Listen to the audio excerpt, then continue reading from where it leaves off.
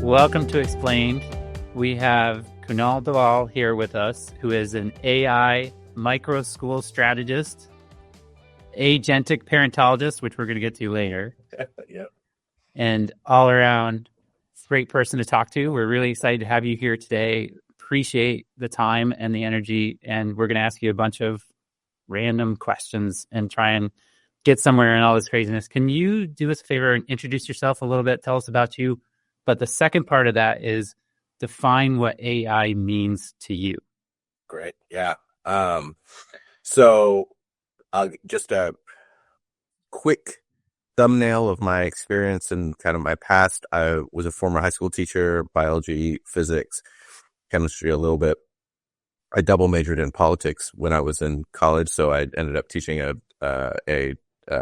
political science elective as well for a semester. That was the most fun I've ever had, although it's hard to top potato guns in physics class. But having kids in the quad yelling about Machiavelli and debating that is that's kind of a feather in the cap of a science teacher, right? But I was a former teacher, then I was a principal for a little while.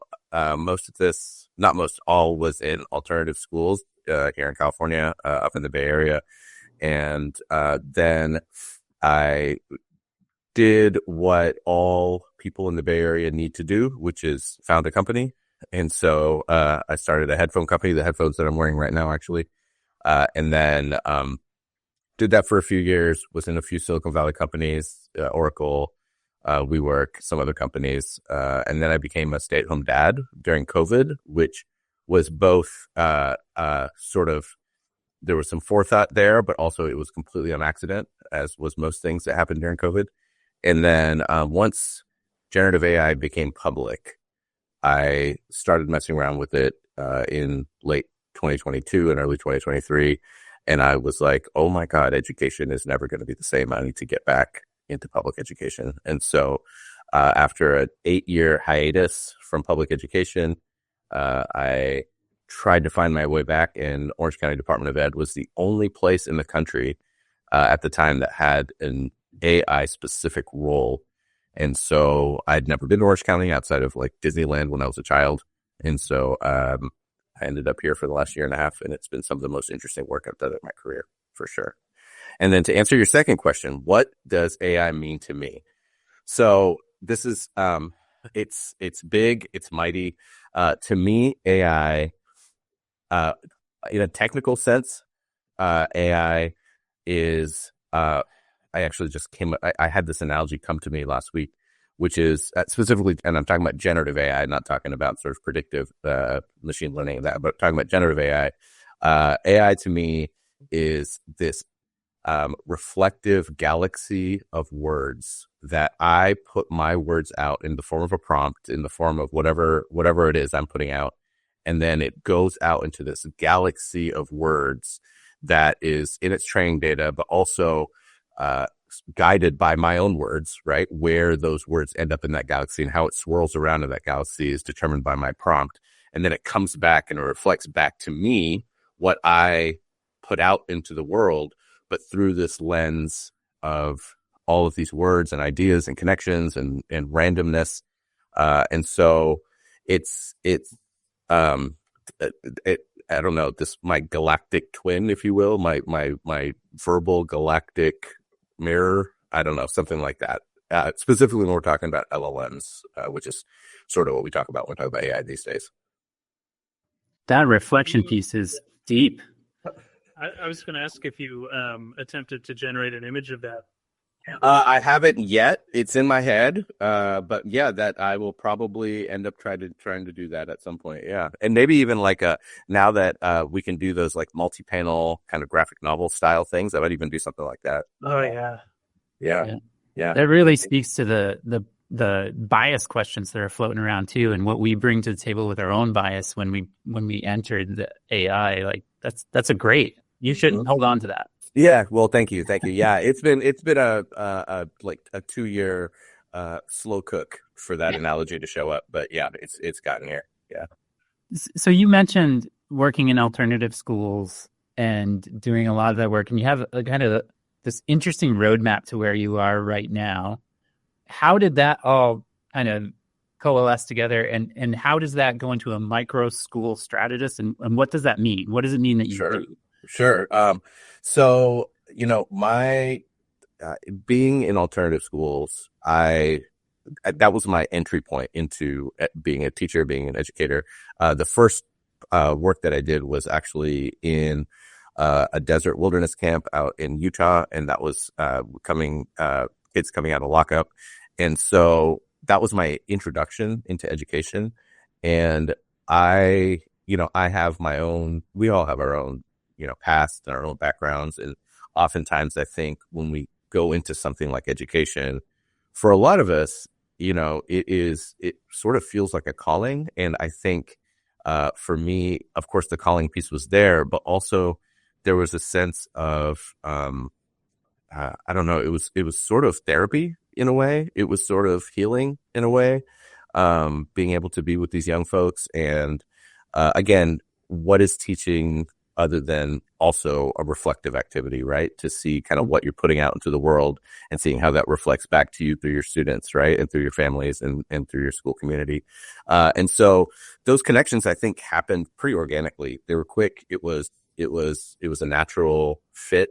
And then as as I started to work in public education as a system, I still held on to the joys and the smiles and the connections of those smaller groups that I had.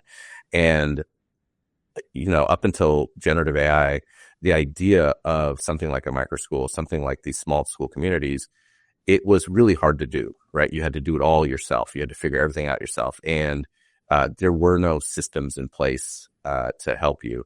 With AI now, you have the potential, what, I call, and my colleague Wes calls as well, what we call, uh, we're able to scale individualization, right? Scale personalization. Before, when we had to scale based on uniformity. Otherwise, we couldn't scale. And therefore, students be uniform, like have your specific grade level. You're learning at the same pace. You're learning the same thing at the same rate all the time. And that's the only way we could scale learning. That's the only way we could have one teacher to 25 students or whatever, which already is a poor model, but that's just what we had, right? But now we don't have to do that anymore, and we can have small group communities that can still coalesce into larger potential, community units and learning communities. But we can scale personalization in a way that we just couldn't before. And so it seems to me a natural move to be able to, for the students for whom that is beneficial, which I do think is probably going to be most students. I think we have an opportunity here. And that's why I talk to a lot of course, I talk with schools and communities, all that, but I also talk to a lot of edtech companies and companies who are trying to build tech tools for schools.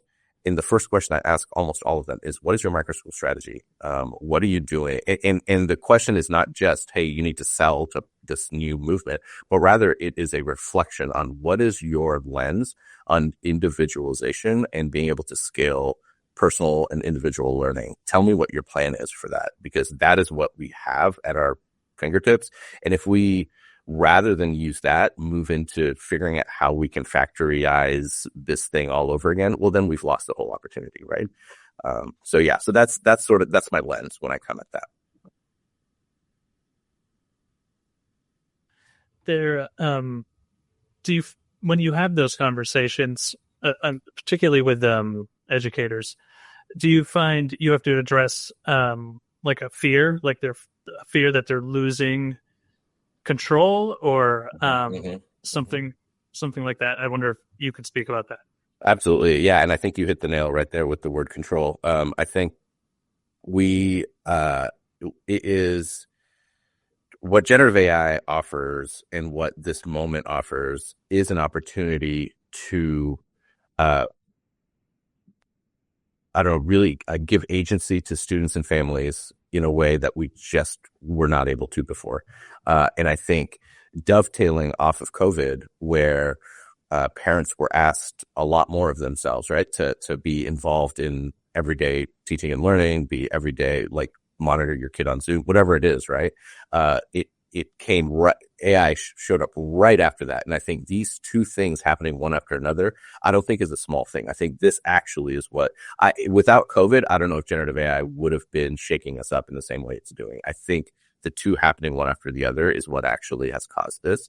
And I think, one of the things I've heard from so many parents is during COVID, especially I'm talking about Black and brown students, a lot of these Black and brown parents being like, I don't know if I want to send my kid to school. Like they're made to feel like crap every day. Like they have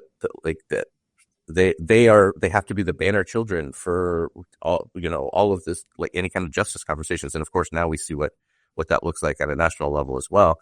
And it just didn't, a lot of parents for the first time really got to ask the question of, is my kid okay at school? Like, is that an okay place to be sending my kid?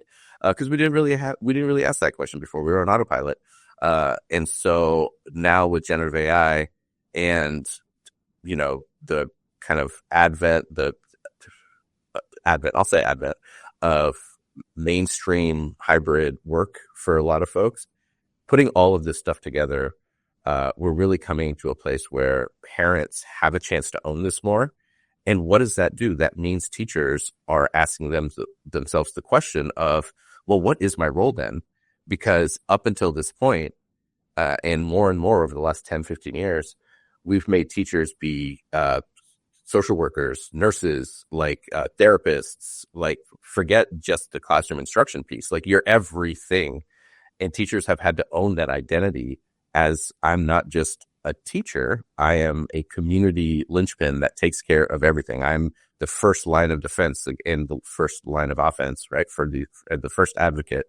And now you're asking teachers to kind of reconsider that role and consider what it means to, be a human being next to these students who have all this agency. It's an interesting time. And yes, there is resistance. And also I think once teachers can see the other side of it, no teacher came into this profession because they wanted to make great lesson plans. They came into this profession because they wanted to connect with young people and connect with parents. And once they see that this gives them opportunity to do more of that, and when we can systematize it, right? We're not there yet. This is all very nascent. And so once we can systematize it, I think we're going to see a lot more. Because once teachers see it and once teachers are able to do it, it's immediate. They turn that corner immediately. Great question. Thank you for that. You talk about, how it can give parents agency, students agency, teachers agency, but the flip side of that is, and I'm so glad you're having these conversations with edtech companies, because these companies that are creating this generative AI,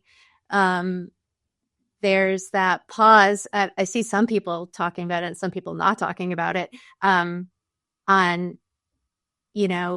what are these models being trained on? What, who's benefiting from what's being put out there? And, we tend to, at least in my experience in the ed tech world and education, we tend to just, okay, let's buy that. That looks cool. Mm-hmm. And there's no real, not so much training, but also like, it seems like critical thinking has been taken out of the loop. Mm-hmm. So like, how do we utilize this amazing technology, but still thinking about what these companies are trying to sell us? What do you think about that? Tell my thoughts on that. Yeah, what a great question. It's actually, to me, one of the central questions actually of this moment, because we are, and I noticed it during conference season this spring as well, and began to ask the question of who is determining what AI means for education. Because right now it seems like the tech companies are deciding for the teachers, not the other way around. This is the tail wagging the dog type things, right? And a lot of these ed tech companies, and some of them, I have said, I did a podcast for about 8 months or so over in the spring, and I've called a few of them out. But where these companies are funded by people who want quick returns, right? VCs, angels, whatever it might be, right? And so they're looking for product market fit, right? They're looking for what product can fit into what exists right now quickly, can be adopted quickly, and can turn money around quickly. And so they're not interested in thinking about how this moment can revolutionize education. They're not interested in the fact that this factory model that we have is actually the broken thing that we need to fix, not the fact that we can't do it fast enough, right?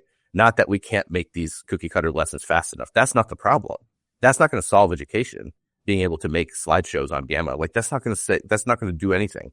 But what is going to do something is if we reimagine what it means to be able to have each student care deeply about what it is that they're bringing to themselves, bringing to school, bringing to their community. And if we can, and we can do that with AI. And so with these ed tech companies, I often say when because folks try to pitch me a lot, and I tell them, I'm like, first thing, if it's just a wrapper that you're just putting some cute little graphics on top of, I don't want to see it. So it's not of use to me. I have said multiple times over the last year and a half that there are certain companies who are just making these wrappers, some of the most popular ones right now, who I say you are actually ruining teachers in this AI moment. You're ruining it. You're actually taking away agency. You're taking away creativity and imagination, and rather you're sticking these boxes in front of them that say sixth grade science. Here's differentiate for this, but then the teacher has no engagement with AI, right? AI is a reflective tool. It's a mirror. And if teachers don't have an opportunity to explore that mirror and explore what teaching is to them, what education is to their students using AI, then what is the point, right? Otherwise, again, we're just automating what's already broken. And so to me, that's been my push with AI companies is if you continue to make these little wrapper tools that make quick lesson plans and quick presentations, you're actually you're not embedding teachers in this AI moment. You're actually removing them from it. And I would argue that, if and this is not just an educator, this is anyone in profession. If your only experience of AI is using these tools, then I would say you have not ever actually used AI. And in fact, you maybe don't even know what it does. So yeah, I appreciate the question. It's an important one. The bias question is important. I think the bias question actually is a space where we get to learn more about ourselves, right? I, in fact, don't even call it AI bias. I call it embedded prejudice, because when we call it AI bias, it's almost like we're dissociating what it's doing from us, and rather than appreciating that this is a reflection of what we've put into it, right? What we've allowed to be put into it. And so, because most of us didn't have agency in what it was trained on, but we did have, we tacitly we live in this society, right? I'm on this call. I've got these headphones, right? I've been advantaged somehow. And so I think the bias question to me, the bias question is a great opportunity to explore. One of the first activities I did of last year, when I was August of 2023, not last year. AI time is weird. There needs to be a new term for AI time, I swear. Or not the galactic AI time. I don't know. But one of the first things I did was I asked 3 different models. At the time, it was Bard, not Gemini, the Google model. Claude, it was Claude 2 at the time, not where it is now. And ChatGPT at the time, it was 4. And I asked it to pretend to be Abraham Lincoln.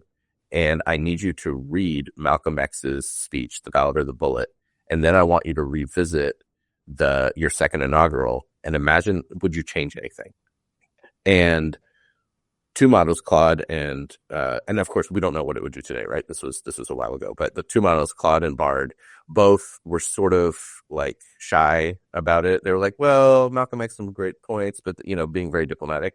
And ChatGPT 4 just went in and said, Malcolm X is right. I screwed up. My speech was too conciliatory. It was too nice. I didn't even understand what I was, and it was so deep and it was so direct. But in that activity, I think what we get to do now is we get to show students hey, students, read Claude's response, read ChatGPT's response. What do you think is in their training data? What do you think they've been taught as AI models in order to have these two responses? And what does that say reflective on us if we had two humans that gave those two responses, what might our reflections be on their biases? What were they taught? How were they, what is their worldview? And so again, I'll keep using the term mirror reflection, because to me, that's what AI is. All right, I've got a question. Go. So you had experience working in alternative schools with students, I would guess, that don't have the world handed to them, yep. Right? Then during COVID, I appreciate the COVID connection, by the way. That was really interesting and resonated. But during COVID, you became a stay-at-home dad, mm-hmm. and you observed other families and families of color experiencing a chance and an opportunity to question the manufacturer model of mm-hmm. education, right? And there's this new awareness, and then AI arrives. So with all of that, what are the things that schools and communities should be focusing on in this AI arrival time versus exactly what you pointed out? We're trying to pick a product that we're going to stick with. We're trying to get privacy agreements. We're trying to make sure that we have the PD. But it sounds to me like there's a very human aspect of all of this that we could mm-hmm. potentially be missing an opportunity to engage. How would you approach that?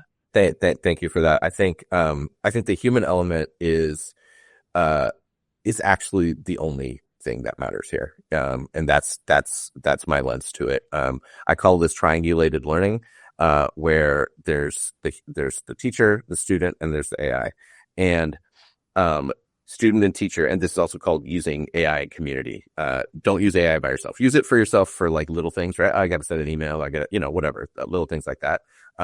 But if you're actually using AI as a thought partner, use it in community.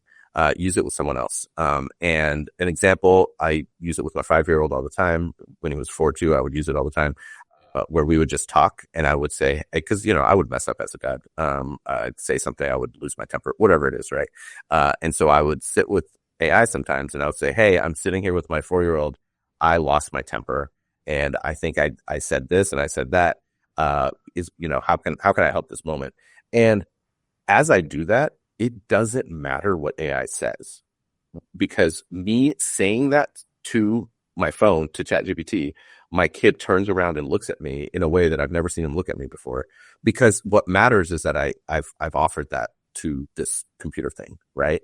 And so what now happens is, again, it doesn't matter what AI says. What matters is the two of us are sitting next to one another and walking this path together.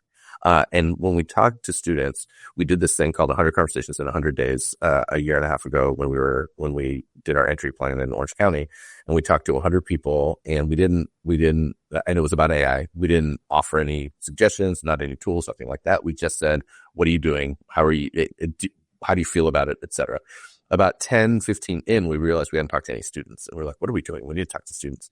And so as we talked to students, one of the students said, and this really sticks with me, she said, hey, look, because we asked, it was like, how do you feel about teachers and all that? And this was, about a year and a half ago. It was pretty draconian still then, right? There's still some places where it is, but it was way more universally negative at that point. And she said, hey, look, we know teachers don't know anything about this AI thing. I don't know why they have to pretend like they have to know it all before talking to us about it. They said, look, we don't know anything about it as students. Teachers don't know anything about it. So why don't we learn together? Like, let's learn together. And she was like, and look, I know teachers are stressed out. Like, they're thinking about their jobs and teaching. And she said, and this part breaks my heart, she was like, but we're suffering too. I am a junior in high school, and I've been preparing since 7 years old to become a doctor. I've been wanting to be a doctor since I was 7. And I don't know what being a doctor is going to be now in this AI world. So I don't even know if my dream can even become a dream, or if I have to think of something completely different. At least teachers, you had a chance to have your job. I've never even had a chance to have my job. I mean, when you hear a student say that, and so when we think about what can schools do, what can communities do, what can we do as mentors, as partners, I talk about two terms. One of them is followership, which is there is nonstop conversation about leadership. I never hear about followership. I looked it up deeply. The last good book written on it was like 1988. My guess is there's been more books written on leadership by the end of this sentence than there has been on followership for the last 20 years. And so first thing is followership is, what does that mean? It means empowering and empowered followership. It doesn't mean just sitting back and letting kids lead. It means listening.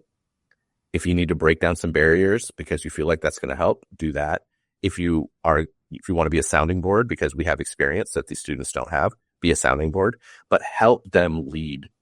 How are we going to lead them to their future? That's absurd, right? And so followership, that's step one. Step two is what I call being present ready. We talk so much about future readiness. We do not know what the future is. We have no clue. And if we talk about being future ready and focus on being future ready, then I would argue that we're abdicating responsibility for the future to somebody else. And we've decided that someone else is going to determine what our future is going to look like. So I talk about being present ready.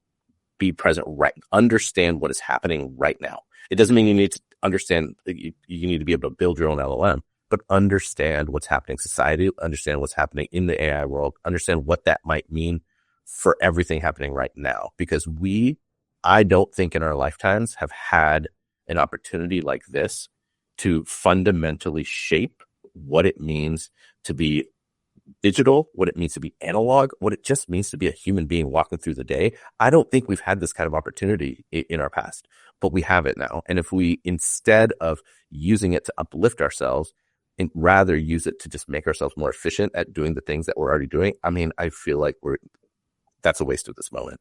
So that's my call to all teachers, all educators, and all community people is be present ready, lean into followership, and I think we'll get a chance. You need to get out of my head. I have a secret superpower. I am yeah. I have been saying for so long, and especially now, just started working with high school students about 3 years ago. Like, we are not meeting these kids where they're at right now. Mm-hmm. And it's, I have these conversations with kids all the time, and they're like, Renee, we just want to have a voice. And, they form these committees, but it's just checking a box. And I'm like, oh my gosh, kid, you are spot on. You've talked so much about students. I just wanted to ask you about, I was reading about your county's student AI convening. Can you tell us a little bit about that? That's been amazing. It was, it might be the most awesome thing I've ever done as a professional. I'll tell you how it was birthed. And then how it went through the birth canal. Sorry, no, that's too graphic. But we were at a conference in Anaheim. This was the AI K-12 Deeper Learning Summit. This was last year. We were there with students, and the organizer, Brian Brady, was generous enough to say, hey, yeah, if you want to bring students, bring 20 students. So we brought 20 students, and we're in the main hall, and they're doing a panel, and they're talking about generative AI and education, these big pundits, and which now I realize I'm clowning myself, but that's fine. But they're sitting there talking about this, and the students at the table look at me, and one of them says, hey, Mr. Kunal, they're talking all about how students learn. We're sitting right here. They could just ask us. And so then we were like, you know what? We're just going to make a convening for students. We're just going to do it. And not only are we going to do it, but we're going to do it in 6 weeks. And at first we were like, worst case scenario, minimum viable product. It'll just be like a glorified science fair, right? Or maybe a de-glorified science fair. We'll be in a cafeteria somewhere. We'll have 10 kids, whatever. It doesn't matter, right? It's more about the message. It's more about that. As we started to build it in 6 weeks, and I'm going to give credit to the whole team of folks who put this together, it ended up being 600 students in person at the JW Marriott, which is one of the fanciest hotels in Anaheim. We had 28 industry partners who had set up tables, booths, swag bags, little demos. They got t-shirts made. The keynote address was given by 3 students, and I was sort of their mentor in figuring out what the keynote was going to be. These were 1 senior and 2 juniors, and all young women. And then as we were building this keynote out, they kept saying, we want it to be student centered. We want students in the room to have a voice. We want students in the room to build it. And so I suggested we do one of those little Slido type things, right? Or Mentimeter type things. Let's put a quote up, and then you can, kids can put words up on, with their phone, to which many people said, you're going to have 600 middle and high school kids pull their phones out in a room, and you don't know a single one of them. You clearly have not been in the classroom for a while. And I said, you know what, we're going to try, we're just going to try it. And so we put up, it was the prompt was a joyful future is, because the whole theme of it was, what does a joyful future look like with AI? And kids start pulling their phones out, and the noise level starts to go up, and everyone starts to laugh, and things start to move. And I'm sitting in the back where I'm watching the monitor, and I'm about to screenshot everything, put it into ChatGPT, because they're going to write a story with all these words. And I'm like, it's done. Oh, this was the worst idea I've ever had. Those 3 girls had such great little 10-minute speeches that they gave, and now I've ruined it all by trying to do this. And words are coming up, but as the words are coming up, you can see the three keynotes up in the front stage. Like one of them, Sophia, she just puts her hands, because she couldn't believe it was happening, right? Because it's like, we decided to do this, and we were pretty sure it was going to fail, but words were coming up, really good words, really interesting words, really interesting ideas. And so then I pause, words done. I take a screenshot, stick it in ChatGPT, and I said, make a 5-minute story about a joyful future. Use all the words that all the students have come up with. And then the keynote, the 3 girls started to read it out, switched out paragraph per paragraph. Once they started talking, the whole room, I've never heard a room get that quiet that quickly. Pin drop, silence. I could hear my own breathing. Again, we're talking about 600 middle school, high school teachers. None of them know each other. I don't know any of them. I know like 3 of them. And then they do this story. The whole room erupts. I had multiple adults coming to me crying afterwards, just saying that was one of the most beautiful things I've ever seen. I was crying. It was the most beautiful thing I'd ever seen. And then we had 14 workshop sessions, all led by students, all with students. We had adults who came. We had maybe 50 adults that were there. And we said, you can come, but you can come as listeners. You're not coming here to tell anybody anything. You're coming here as listeners. You can ask questions, but you're not coming here with, quote, your wisdom. We don't want to hear it. This is about the students' wisdom. It was beautiful. And I'll share one more moment. I'm talking a lot here because I'm super excited about this event. One more moment. We had one of the keynotes. She was sophomore, or junior. And, we had a group of 5th graders there, and one of the 5th grade girls came up to another one of my the students that were there, high school students, and said, hey, is it okay if I talk to her? Like, she was a celebrity, right? She was the keynoter. She was a celebrity. And the other student's like, yeah, of course. And so then she moves out of the way, but then this little girl is still nervous. And so the other high school student says, okay, you want me to introduce you? Here, I'll introduce you. She introduces her. And then I have some pictures of it. It's so adorable as Riley, who's the junior, is like leaning over and talking with her. And then afterwards, Riley comes to me, and says, Mr. Kunal, so I don't know what just happened. And I was like, what do you mean? Like, you saw what happened. She wanted to talk to you. You're famous. And she was like, no, not that. It's just something's happening inside me. And I don't know what that is. I'm about to start crying, telling the story. Something's happening inside me. I don't know what it is. And I said, like, how does it feel? And she was like, my stomach is tight. I feel like this. I don't know if it's pride. She couldn't explain it. And then I told her, I was like, maybe what you're feeling is what so many of us teachers feel or try to feel all the time, which is that moment when you know that a young person has been moved by something that you said, or just your presence, you being there. You were that person today. You were that person for that little girl today. You moved her. She came to you to talk to you, and you are that person now. And she was like, I've never felt like this before. And I was like, once you feel it, it's the most beautiful feeling, but you did it. That is you today. And I'm like, for her to move on from that and be able to have that experience. And since then, she's done all kinds of things. She has a podcast now. She's been on stage with at Saddleback College debating college professors who are all the professors are like anti-AI, and she's the high school student up there not defending AI per se, but trying to give some more nuance to it. So that's a lot of me talking about the convening, because I could talk about that for like hours. We could listen to it for hours. It's so inspiring. Yeah. Thank you for sharing that. Yeah, it was absolutely beautiful. Kunal, we're getting close to the end here. Yeah. And that was amazing. But do you have a moment to talk to us about your book? Sure.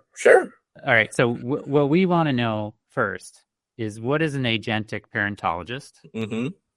And then tell us about the book. Sure. Well, I'll say the book first, because it's sort of dated as things in AI become quickly. So it's more of an entry point around some of the ways in which I use AI with my child. I've been using it since he was 3. We do dream journals, like we'll visualize his dreams. And I've just realized, like, as I've been looking at his dreams over the past 2 years, seeing this incredible shift of his dreams from 2 years ago all being about other things, right? Monster trucks and whales and dinosaurs. And now he's in all the dreams. And I'm like, whoa, what an interesting insight that I don't think I would have ever gotten had we not been visualizing his dreams for 3 years or 2 years. So dream journals, we do daily journals, and you should see his descriptive language, right? Think about as an English teacher, or any kind of teacher, where he started, what's your favorite memory of the day? And he'll be like, oh, it was when we were in the parking lot doing whatever, right? And now it's turned into, the sky was blue, the wind was blowing, there were birds in the sky, there were 6 cars in the parking lot, it was really bright and sunny. His descriptive, because he's just growing up, obviously, but also he knows the better his words are, the better the prompt is. And that is with dream journals, what he's doing now is, it's funny. He's figured out how to draft now and iterate, which I think is the coolest thing. But he'll describe his dream to see if the image comes up and looks like his dream. And then he'll look at it and he'll be like, nah, that's not right. And then he'll leave and he'll go into his little art corner and he'll pencil draw his dream. And then he'll like, Bobby, take a picture of that. I'll take a picture of it. And then he'll describe it to ChatGPT. And then it'll give a new image. And then it'll be like, yep, okay, that's a lot closer. And so now he's learned to iterate with the AI, which is really cool. He walked across the street the other day, and he was like, Bobby, AI, he said, Bobby, the world is changing so fast. And I was like, you're 5. What are you talking about? The world is changing so fast. And then I was like, wait, yeah, I guess in the last 5 years, the world has changed really fast. Yeah, you're not wrong.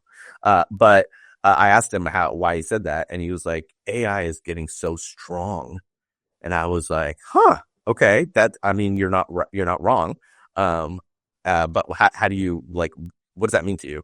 And he was like, well, the images now are so good. They never used to be that good. And again, he's right about that, right? Like, and so he's been able to visualize the growth of AI through the work that we've been doing, or the play, really, it's not work, the play that we've been doing together. But, to me, agentic parentology, or AI parentology in general, agentic, I'm still working on what that is.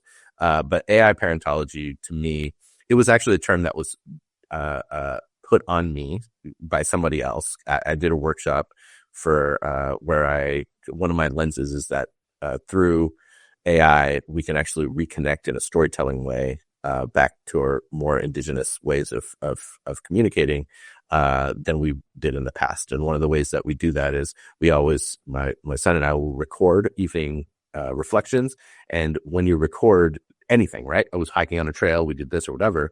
I have a little app that I'm kind of finalizing right now, but I ask it to reflect the conversation through the lens of Ubuntu, through First Nations way of knowing, and through Maori epistemologies. And then I'm going to add some more as it goes. And so we can now talk about, through storytelling, I call this no screen AI because I turn the screen upside down and we don't look at AI. Screens were this sort of half measure we had to make because computers couldn't talk to us yet, right? Now they can talk to us. So let's get rid of this stupid screen. And we can get rid of all this anxious generation stuff too. But I think, we do so much in our day to day that I think as parents, we carry the whole burden of everything. And with AI, we not only have a partner to help us think through things, we have a partner to help create in the moment with, right? And it's not just about this moment of, supporting my child and helping him understand. And it's actually less that, because to me, as he grows up, AI is going to become more and more invisible. He's not even going to know it's there, right? It's just going to be embedded in things. And so rather we're really teaching a mindset shift, teaching a reflective, like oral storytelling, whatever it is, like a human shift. I say a lot, and I say to my kid too, we've been brainwashed for 40 years to believe our values and the digital footprint we create, right? How many agendas did I make? How many emails did I send out? How many spreadsheets did I, whatever, right? Our digital footprint, but that's just digital footprint. That's just ones and zeros, right? That's just solid, that there's nothing human about that. But an AI model will never be able to do, an AI model is never going to be able to hold the hand of a child who just lost somebody, right? An AI model is never going to be able to laugh so hard that it can not stop laughing. It wants to stop laughing, and it's making other AI models crack up too. Like, that's just not a thing that's ever going to happen, right? I'm never going to be able to sit in silence in a room with AI and feel like I'm with somebody, right? Which I can do with a human being, right? And so those are when I think of AI parentology, I think of using AI as a conduit to be able to reconnect with the most basic human elements of who we are, because we have this thing now that can do digital, frankly, better than we can do digital. And it should. That's its DNA. AI's DNA is digital. It should be able to do digital better. My DNA is organic. I'm going to do the organic world better. I can cook better than AI can. I can farm better I can surf better, right? I can run better. I can do all those things better than AI. I can breathe better, right? All of those things I can do. That's what I want to lean into. That's what I want my child to lean into. And the microschool piece is part of parentology in the sense of sort of re-owning the centrality of the parent-child relationship, the sacred space that exists between a parent and child as the primary block of learning and an experiential experience through this world. And if we can reorient ourselves, because we have the power to do so now, rather than separate those things into work, school, all of these other things, and then you come home when you come home, if rather we can re-centralize that sacred space between the parent and child and have AI be our sort of helper. We won't need AI to be a helper for too much longer, but we do kind of need a little bit of help right now. To be our little bit of a helper right now, that I think we can reconnect. So that's sort of, my book doesn't go as deep into all of those pieces. It goes into more, it's a little bit more superficial in some of those spaces. And I don't go into the present ready and followership piece. That's more new. But I think I am actually working on the next piece of this, which is the agentic parent. And I'm wondering if I'm going to actually call it the agentic family, but I'll figure that out. But as part of work I'm doing right now, I'm building out this community, what's called Lighthouse Homes, which is going to be homes where you can, the community, members of community, families, parents can come together and just do some interesting storytelling work, perhaps aided by AI, perhaps not. But it is sort of recentering again that community lens and that community connection and that home connection, to then build from there, rather than allow all of this stuff to happen and then try to figure out how to fix it and put it in together at home. That's a long-winded answer to your question, but there it is. I don't have an elevator pitch for it yet, I don't think. That was a pretty good pitch. I probably wouldn't change it. Okay. Thank you.